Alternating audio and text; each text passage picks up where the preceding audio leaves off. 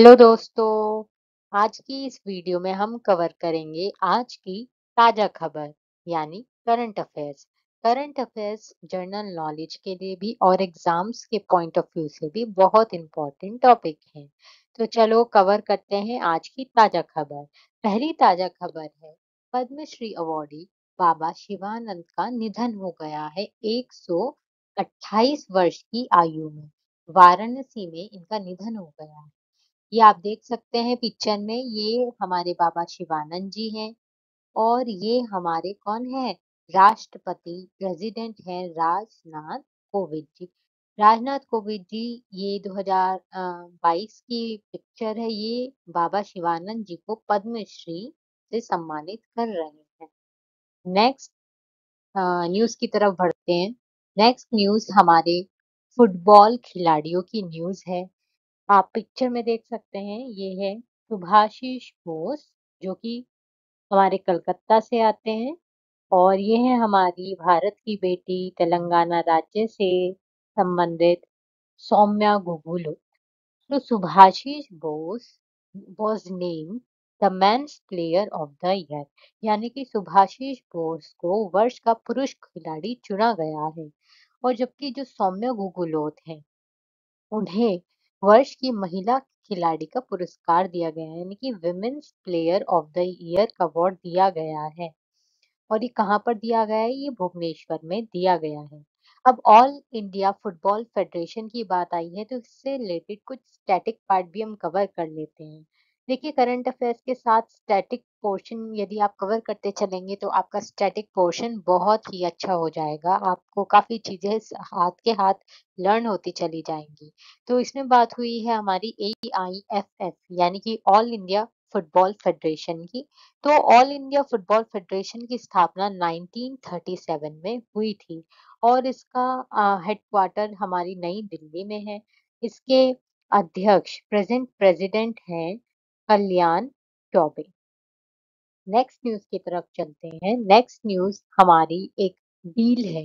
ये डील है यूएस और इंडिया के बीच और ये डील हमारी $131 मिलियन की डील है, जिसमें यूएस ने इंडिया को वादा किया है कि वो अपना हॉक आई 360 टेक्नोलॉजी बेच रहा है, किसे, इंडिया को। अब इंडिया का इसमें क्या लाभ है भैया? अभी इंडिया का इसमें ये लाभ है कि इस टेक्नोलॉजी की मदद से हम डिटेक्ट कर पाएंगे काफी इलीगल एक्टिविटीज। ऑल्सो हम मॉनिटर कर पाएंगे हमारी एक्सक्लूसिव इकोनॉमिक जोन्स को भी, तो ये काफी लाभदायक है। अब रही यूएस की स्टैटिक की बात, ये आप मुझे कमेंट में बताएंगे कि यूएस की कैपिटल और करेंसी क्या है। नेक्स्ट न्यूज पर चलते हैं। नेक्स्ट न्यूज हमारी डिफेंस से रिलेटेड न्यूज है। ये हमारी वायु सेना से संबंधित है। सेना को इग्ला एस मिसाइल मिलने से वायु रक्षा प्रणाली को बढ़ावा मिला। तो ये इग्ला एस जो मिसाइल हमें दिया है, ये किसने दिया है, पहली बात ये उठती है। तो ये 200 करोड़ के कॉन्ट्रैक्ट के अंदर हमें रशिया ने दी है। ये 200 करोड़ का हमने जो कॉन्ट्रैक्ट किया है रशिया के साथ, ये क्यों किया है? ताकि इमरजेंसी में हमारे पास प्रोक्यूरमेंट पावर्स हो, यानी कि हमारे पास इमरजेंसी के लिए ये मिसाइल, ये हथियार होने चाहिए कि इमरजेंसी में यदि कोई युद्ध वगैरह हो जाए तो इंडिया पीछे नहीं रहना चाहिए। अब इग्ला एस मिसाइल क्या है? इग्ला एस मिसाइल जो है, ये एक इम्प्रूव्ड वर्जन है किस चीज का? ये इम्प्रूव्ड वर्जन है आपका VSHORAD, यानी कि very short range air defence system का। अब बात रशिया की हुई है तो थोड़ा सा स्टैटिक पोर्शन भी साथ साथ देखते चलते हैं। रशिया की कैपिटल है क्या? मॉस्को, हम सब जानते हैं। इसकी करेंसी रूबल है और इसके प्रेसिडेंट को तो हम सभी न्यूज वगैरह में देखते रहते हैं। ये कौन है? व्लादिमीर पुतिन साहब। नेक्स्ट वीडियो पर चलते हैं। नेक्स्ट है हमारी पीएम मोदी ने, प्रधानमंत्री मोदी ने अंगोला के सशस्त्र बलों के आधुनिकीकरण यानी कि मॉडर्नाइजेशन के लिए $200 मिलियन की घोषणा की। मोदी साहब ने $200 मिलियन ऐसे नहीं दिए हैं, ये क्रेडिट लाइन करके दी है। किसे? अंगोलिया के प्रेसिडेंट आए थे। कहाँ आए थे? न्यू दिल्ली में आए थे। प्रेसिडेंट आए थे, कहाँ आए थे? ये आए थे न्यू दिल्ली में आए थे और प्रेसिडेंट का क्या नाम है? प्रेसिडेंट का नाम है जाओ बैनवेल कॉन्क्लेव लॉरेन्को। ये आए थे और इन्होंने मोदी जी से बात की किससे रिलेटेड? मॉडर्नाइजेशन की, आर्म्ड फोर्सेस का, हमारे भी आर्म्ड फोर्सेस का इंडिया की तरह मॉडर्नाइजेशन हो जाए तो क्या बात हो जाए। तो पीएम मोदी ने एक क्रेडिट लाइन उन्हें एक क्रेडिट यानी कि उधार के तौर पर 200 मिलियन डॉलर दिए हैं।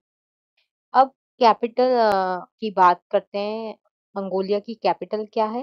मंगोलिया की कैपिटल है लौंडा और इसकी करेंसी है अंगोलियन क्वांस। नेक्स्ट न्यूज़ पर चलते हैं। नेक्स्ट न्यूज़ है हमारी इलेक्शन कमीशन से रिलेटेड। इलेक्शन कमीशन से रिलेटेड इलेक्शन कमीशन ने एक प्लेटफॉर्म जारी किया है, डिजिटल प्लेटफॉर्म। आप देख रहे हैं अब तो डिजिटल का जमाना है, तो इलेक्शन कमीशन ने भी एक डिजिटल प्लेटफॉर्म निकाला है, ECINET। क्यों निकाला है? ताकि जो बाकी डिजिटल प्लेटफॉर्म है उन्हें उनका एकीकृत किया जाए। और उसके अंदर जो एकीकृत किया जाएगा उसके अंदर कौन-कौन से ऐप्स आएँगे उसे देख लेते हैं। ये है voter helpline, voter turnout, C vigil, सुविधा 2.0, ESMS और सक्षम। अब ये इनिशिएटिव लिया किसके द्वारा गया है? ये दिया गया है हमारे चीफ इलेक्शन कमिश्नर के द्वारा, जिनका नाम भाई क्या है? ज्ञानेश कुमार। तो यहाँ से इम्पोर्टेंट हमारा बनता है कि हमारे करंट के चीफ इलेक्शन कमिश्नर कौन है? ये हैं ज्ञानेश कुमार। अब स्टैटिक पोर्शन पर आ जाएँ यदि, तो इलेक्शन कमीशन जो है ये हमारी संवैधानिक यानी कि कॉन्स्टिट्यूशनल बॉडी है और इसका संगठन यानी कि ये एस्टैब्लिश कब हुई थी? 25 जनवरी 1950 को, और इसी दिन हम वोटर्स डे भी बनाते हैं। अभी हमने कवर किया कि ज्ञानेश कुमार हमारे कौन है? चीफ इलेक्शन कमिश्नर हैं और इनके साथ 2 इलेक्शन कमिश्नर और आते हैं। पहले हैं हमारे इलेक्शन कमिश्नर हैं पहले इलेक्शन कमिश्नर हैं कौन? सुखबीर सिंह सांधु और दूसरे हैं विवेक जोशी। नेक्स्ट न्यूज़ पर चलते हैं। ये है हमारी अ रशिया की विक्ट्री डे परेड को लेकर ये न्यूज़ है। तो ऐसा हुआ था कि रशिया की विक्ट्री परेड डे के लिए जो इन्विटेशन आया था वो मोदी जी को आया था, पर मोदी जी नहीं जा पाए, तो प्लान था कि राजनाथ जी जाएँगे। फिर अब राजनाथ जी का भी प्लान स्किप हो गया है। अब कौन जा रहे हैं? अब उनके डिप्यूटी जा रहे हैं। तो इम्पोर्टेंट है कि ये डिप्यूटी कौन है भाई? कौन जा रहा है? ये डिप्यूटी है संजय सेठ। अब संजय सेठ जी रशिया में इंडिया को रिप्रेजेंट करेंगे। कहाँ पर? रशिया की विक्ट्री डे परेड में। और ये कहाँ होने वाली है? ये मॉस्को में, रशिया की कैपिटल में ही होने वाली है। अभी विक्ट्री डे परेड ये कौन से नंबर की परेड है उनकी? ये है 80th एनिवर्सरी है उनकी सोवियत विक्ट्री की ओवर जर्मनी, जो कि हुई थी सेकेंड वर्ल्ड वॉर के दौरान। तो देख रहे हैं फायदा, हमने इससे पहले भी रशिया के स्टैटिक को कवर किया। रशिया की कैपिटल मॉस्को और करेंसी रूबल। तो इसके साथ-साथ आपका स्टैटिक काफ़ी मज़बूत हो जाएगा। नेक्स्ट न्यूज़ पर चलते हैं। नेक्स्ट न्यूज़ है हमारी Nirmala Sitharaman to attend ADB's annual meeting in Italy. हम सभी जानते हैं कि निर्मला सीतारमन जी हमारी फाइनेंस मिनिस्टर हैं, यहाँ पर इनका फोटो भी दिख रहा है। और ये एडीबी यानी कि एशियन डेवलपमेंट बैंक की एक एनुअल मीटिंग होने वाली है। ये मीटिंग में सभी बोर्ड ऑफ गवर्नर्स आएंगे और ये मीटिंग कहाँ होने वाली है? ये होने वाली है मिलान, इटली के अंदर।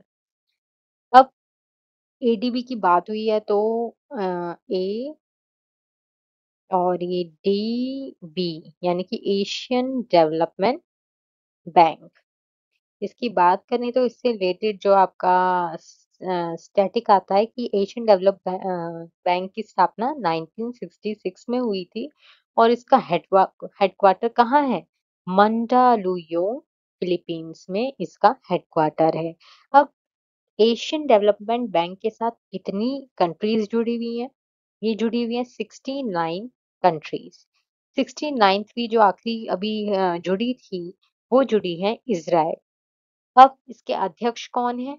एडीबी बैंक के जो अध्यक्ष हैं वो है मसातो कांडा। ये कहाँ से आते हैं? कौन से कंट्री से संबंधित हैं? ये हैं जापान से। और ये कौन से नंबर के प्रेज़िडेंट हैं, ये इम्पोर्टेंट स्टैटिक पोर्शन है, ये है 11th नंबर के ये प्रेज़िडेंट हैं। कौन? मसातो कांडा और ये किस कंट्री से बिलॉन्ग करते हैं? ये जापान से करते हैं। नेक्स्ट न्यूज़ पर चलते हैं। Albanese re-elected first Australian PM in 21 years to win second straight term। तो ये हमारे ये ऑस्ट्रेलिया के पीएम हैं और इनका नाम है अल्बानीज़ एंटोनियो अल्बानीज़ इनका पूरा नाम है और ये दोबारा से पीएम पद पर दोबारा से ये इनका चयन हुआ है। तो जैसे कि हमारे हमारे प्राइम मिनिस्टर तो नरेंद्र मोदी जी हैं, तो उनकी पॉलिटिकल पार्टी का क्या नाम है? उनकी पॉलिटिकल पार्टी का नाम जैसे कि बीजेपी है, भाजपा पार्टी है, ऐसे अल्बानीज़ की पॉलिटिकल पार्टी का क्या नाम है? ये है ऑस्ट्रेलियन लेबर पार्टी। ऑस्ट्रेलिया की बात हुई है तो इसकी स्टैटिक पोर्शन कवर करना तो लाज़मी है। तो इसका कैपिटल क्या है? इसकी कैपिटल है कैनबेरा और इसकी करेंसी है ऑस्ट्रेलियन डॉलर। देखिए इसका नाम भी आ रहा है यहाँ पे ऑस्ट्रेलियन डॉलर। नेक्स्ट न्यूज़ पर चलते हैं और ये आज की हमारी आखिरी न्यूज़ होने वाली है। गवर्नमेंट कट्स शॉर्ट केवी सुब्रमण्यम्स टर्म एट आईएमएफ यानी कि केवी सुब्रमण्यम का को टर्मिनेट कर दिया गया है आईएमएफ में। अब ये क्या थे? क्या पोस्ट पर थे? सबसे पहले देखते हैं। ये एग्जीक्यूटिव डायरेक्टर थे और ये इंडिया को रिप्रेजेंट करते थे।